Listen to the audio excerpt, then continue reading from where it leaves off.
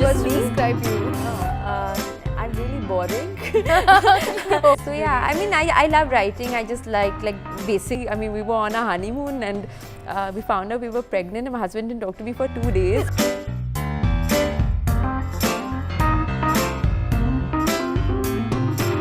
Hello and welcome to Let's Talk, the special design edition. In this edition, we take you through the journeys of architects, interior designers, content creators and entrepreneurs. So, let's talk. Today we have with us Rohina Anand Khira, who's a creative director and owner at AA Living Mumbai. For me, she's the most influential influencer. Hi Rohina, welcome to Let's Talk. I follow you on Instagram for a long time and I think you're the only person who talks so beautifully about design, and it's just wonderful visually to watch all that you put out on Instagram. Thank you. And I would describe you as a chic and creative person, but how would you describe yourself? You mean like how would I describe words. my design sense? No, just three Just words me? to describe you. I'm really boring. I'm really disciplined and You're disciplined? Yes, and I'm very eager to learn. I think that would be the two, yeah. But how would your mom describe you? My mom would be really biased. She would probably say I'm really lazy. She would be opposite of what I would say. She would say I'm not disciplined, I'm lazy. Again, she would probably say I am really eager to learn because I am, and she would say I'm really creative.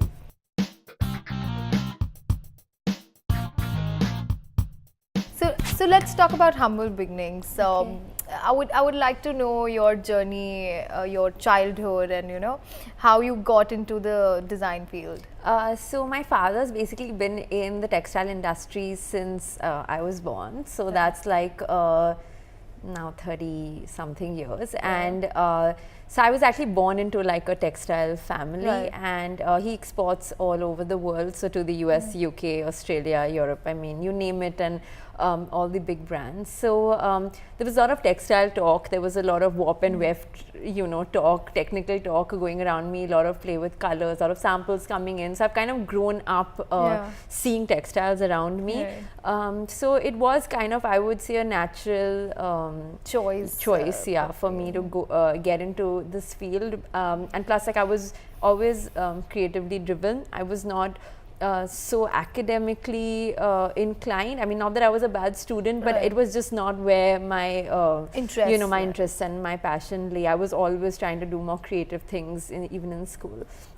So then I actually went, once I finished college, I went to Sophia Polytechnic in Bombay, and it was just not for me because again it was a lot of rote design, which was just, I felt like I was really caged and it was not allowing me the I would say to think out of the box and really become what I envisioned myself creatively, what I could really do with my time and I would like to say talent. So then my father actually told me to start applying overseas, and then I finally went to the UK, to the University of Leeds, and it was one of the few universities that gave you a degree in woven textile design. So then I actually studied that for 4 years, and then I came back and I took over the store. What is that one piece of advice that has stuck with you? So I think, I mean, as cliche as it sounds, just do what you love. Because I mean, I really don't feel like I'm working any day, every day. I'm really happy just doing what I do because I genuinely just love what you're doing. Who have been your biggest role models and influencers personally and professionally? So I mean, honestly, again, as cliched it may sound, but my father, just because he has such good technical knowledge and such good design sense. So I think everything that I know really first and foremost I have picked up from him. So he's my biggest mentor. I mean, in every mistake I've made, everything that I've learned up till now, he's just held my hand. So what has been your most prized accomplishment till late? So professionally, I think we won the Good Homes Best Linen Award. So that was really big for me because I had just started maybe 2 years in, and then we ended up winning such a huge magazine award. So that was really a very special time for me. And I think on a personal front, I mean, I've had 2 babies. So. It's okay. Coming to that, what was your like first love or first crush like? My first love or crush? I mean, me and my husband, we knew each other since we were 17, and then we ended up, so we got cute. married. So, I mean, he was the It's only like a love with some weight, high let's say school that. romance. No, we were going not on. together. He had another girlfriend at that time. But So you literally stole him from her? none of all that. It happened much later, but I'm saying like we knew Right, each but other, you we knew were each friends, other, you yeah. guys were But friends, he yeah. was the love with the weight that stuck till the end, so he's worth mentioning. Wow. Nobody else, yeah, so. Lovely. And then you have I have two girls. beautiful I have 2 girls. girls. Yeah. And one of them happens to be 6 years One's 6 old. and one is just 9 months old now. And she's a honeymoon little. baby. No, the 6-year-old, yeah, is the honeymoon baby. Yeah. So what's that like?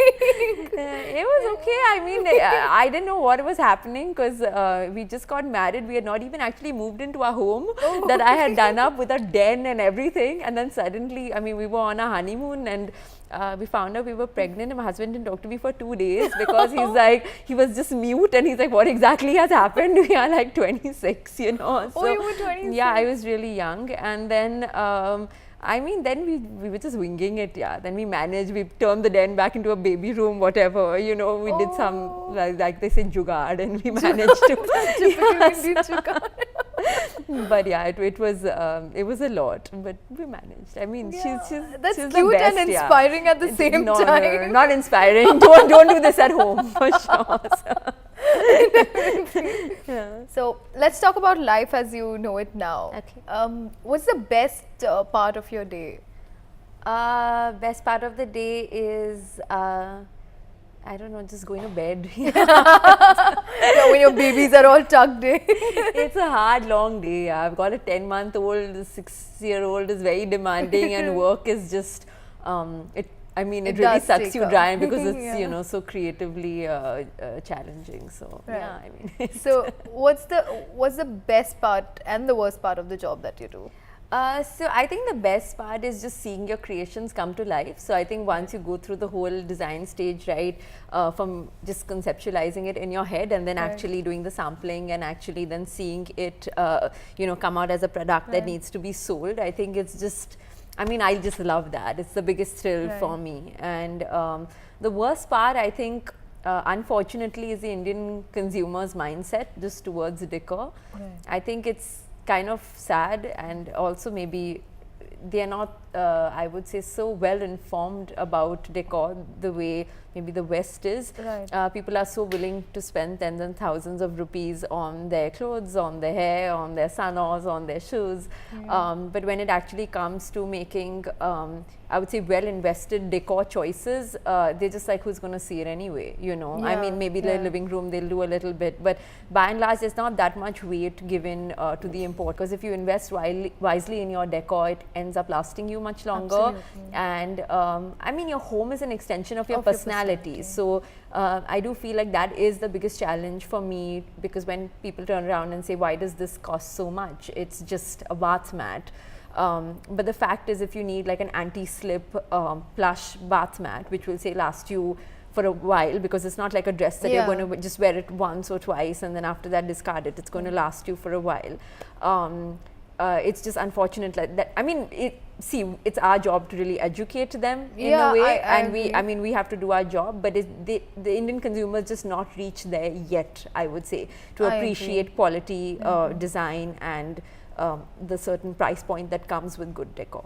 Right. So, yeah. So you started out very young, and you Yes. know, like from it would be really inspiring to know your entire design journey of, you know, how you started, and because a lot of our viewers out there would want to do something on their own. So what Right. is that journey that you look at? So I think first and foremost, I think it's very important to have a USP. I think whenever you are planning on starting something, how are you going to be different?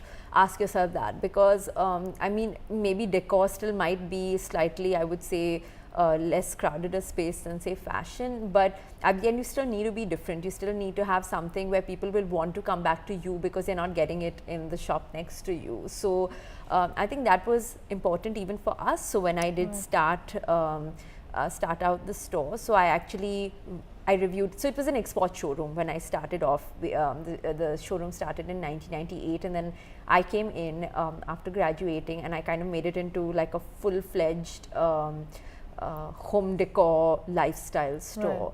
And it was challenging, but it was very fulfilling as well, because there was just so much we could really do. It's a beautiful space. I mean, if any of you all come to Bombay or are from Bombay, it's a beautiful bungalow space, 3,000 square foot. So I mean, I was blessed with the space, so there we could do like a lot with it.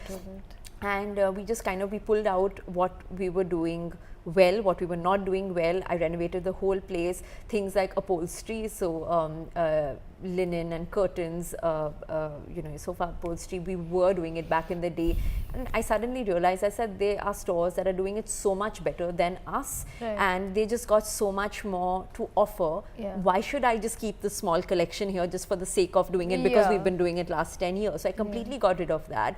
Our biggest USP was our bedspread. So basically what we do is we do this beautiful matelassé quilting that is like a French style of quilting, and then the bedspread kind of is machine washable, and it still looks really rich and really beautiful.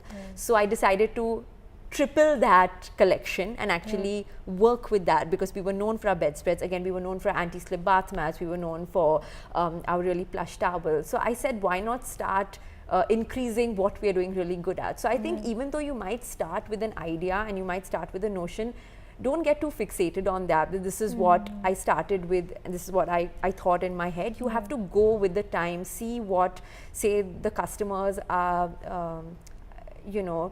liking, and what they are purchasing, and then slowly change your plan. Do your own survey.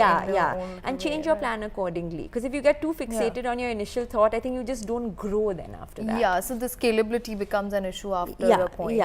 What has success allowed you to do in terms of opportunities that you wouldn't have otherwise? So I think, just Instagram as a medium, I think it's just given me a voice which really I would not have otherwise. So I think I'm very grateful for that, because at the end, magazines are magazines, but Instagram really lets you share what your design philosophy is with the world. So I think, And then when we talk about social media, how much is too much? Like, where do you draw the line? So honestly, I'm not so invested in social media in terms of showing people what I'm doing every minute of every day. Some people do it really beautifully online, but I have too much on my plate with the kids and with work. But what I do like to show are like the highlights of my day, in terms of if there's something really beautiful that I've seen, decor wise, or even if it's a beautiful sunset, I've read something, a really beautiful piece of poetry. So I just like to put like positive vibes and really like beautiful things that people, if I've like loved it, I feel like people that follow me would love it. And I just feel like you should keep it a happy space. So I think at the end, social media is not about people wanting to be you, because if that is your goal and you just want to keep showing off and saying, okay, look how much fun I'm having at a party, but you're just acting for the camera, it's not really it's not real. So that's not my style. So let's just say that for me, it's just enough that it's an extension of you. And it's just a little peek into, I would say, the highlights of my life. That's it. What kind of things influence your work? Where do you draw your inspiration from? So I actually visit a lot of trade fairs all over the world. The major ones, now because I've been in the industry for so long, I do try and make it a point to go and at least, if not visit because I just had a baby, but at least get like a full trend forecast, full report, because my father does have the export business. I do get very, very detailed reports as well, and then plus, you kind of see online and see what other bloggers have, how they've covered the event as well, if I'm not able to go. But I do feel awareness and just being in touch with the industry and what new is happening, I think automatically then you pick up what you are drawn to in a way. So then my design sensibility, if it's resonating with, say, cacti or the monstera plant or whatever, might be like a key trend, but that's what I want to pick up from it. I might not want to pick up geometric, say. So you curate from the collection, and then I basically I filter that into my design sense, and then we do like a collection for the store. Lovely. What's your favorite thing to do when you're not working? When I'm not working, so I write poetry. So I love writing as well, and I do follow your poetry. you do, handle. okay. And so I love writing, and I think honestly just like basic downtime. I think once you are working and you have kids, you just have very little time for me downtime. time, Yeah, so just, I mean, it could be anything. I mean, even just watching. You write like a lot about heartbreaks also. yeah, so I mean, I've been writing since I was 17, so now it's been half my life, but yeah. So, but Until a long time, you had not revealed that it was you. It was just one finger on your no, lip. so it still is. I have not put my name on No, it. but like now you've started sharing it on your pages. yeah, That's how I got to know Right, about it. yeah. So, But yeah. I mean, honestly, I don't feel like it's. But you it's write, just a personal but space. but you write very well. Thank like, you. it's So really yeah, I nice. mean, I love writing. I just like basic downtime. I mean, like whether it's just watching a show, whether it's just chilling with the family, going to the club. You know, it could be anything. Yeah, meeting Lovely. friends. Yeah.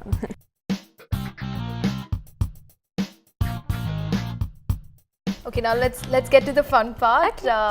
This is a game I like to call if not this, then that. Okay. And this is my own version of rapid fire. So you have to be quick with the answers. Okay, I'll just ask you a few questions. Okay. So my first question is if you were not doing what you're doing Yeah. today, then what career would you pursue? I would be a writer. Yeah, yeah. that's a good one. If you were not human, then what would you like to be? A tiger. A tiger.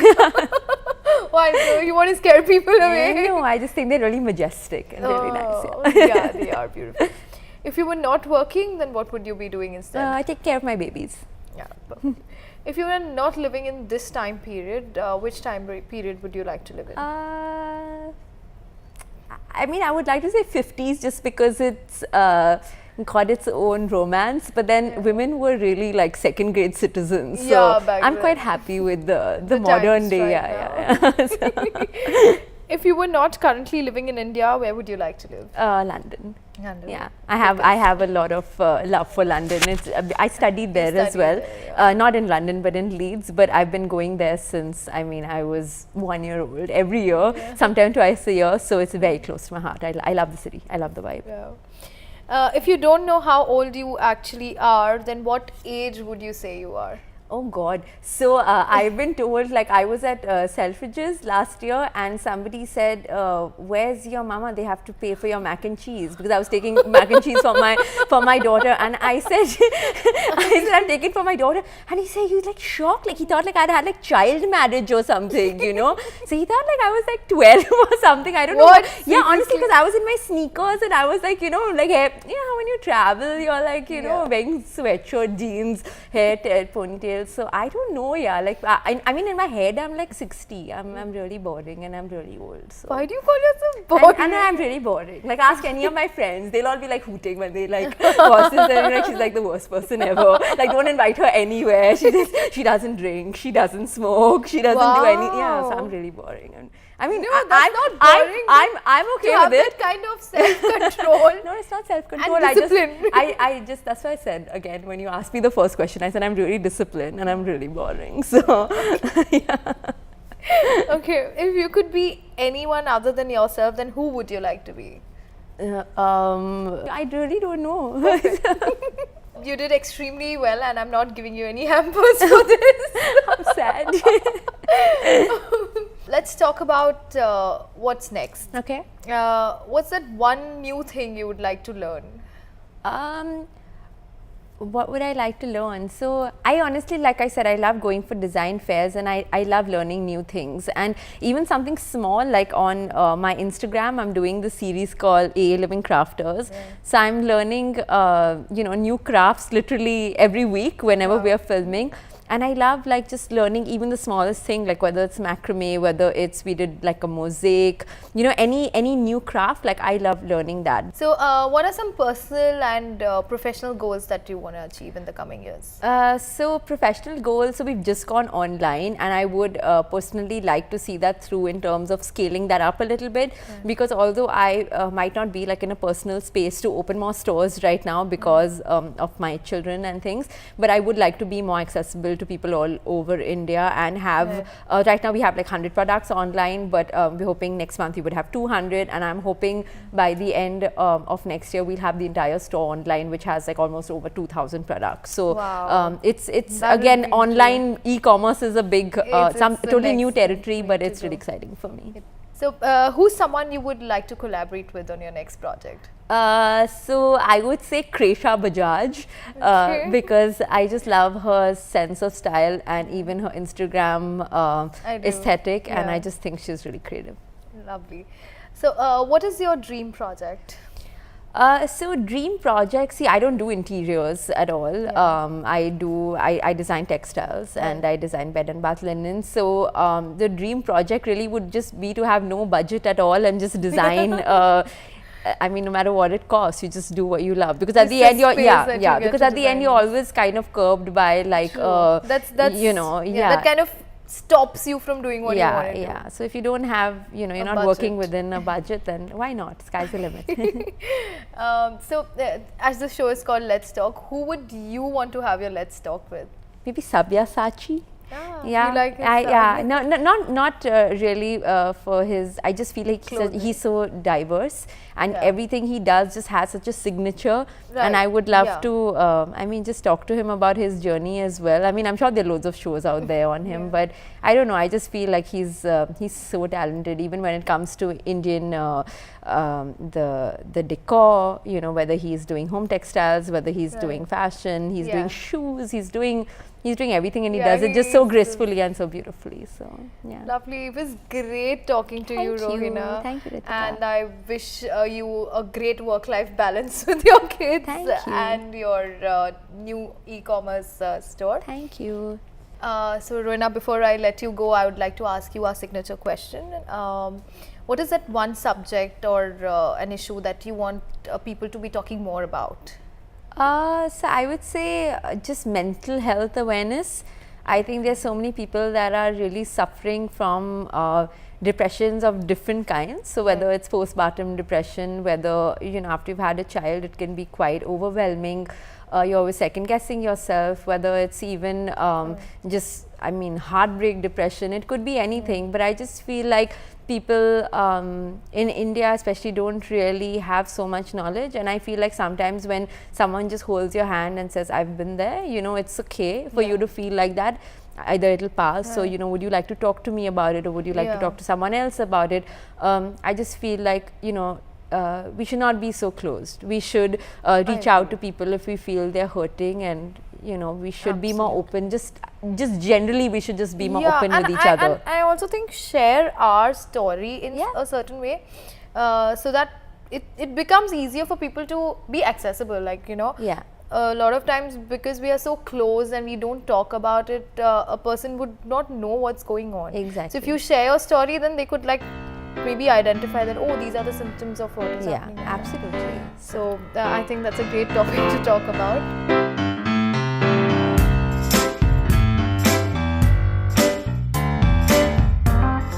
Thank you for joining us. This show is being powered by Instituto Marangoni, who always believes in supporting talent. I would like to thank Indifolio for co-curating this season with me, and I would also like to thank the A for providing me with this beautiful location where I'm also a member. Thank you.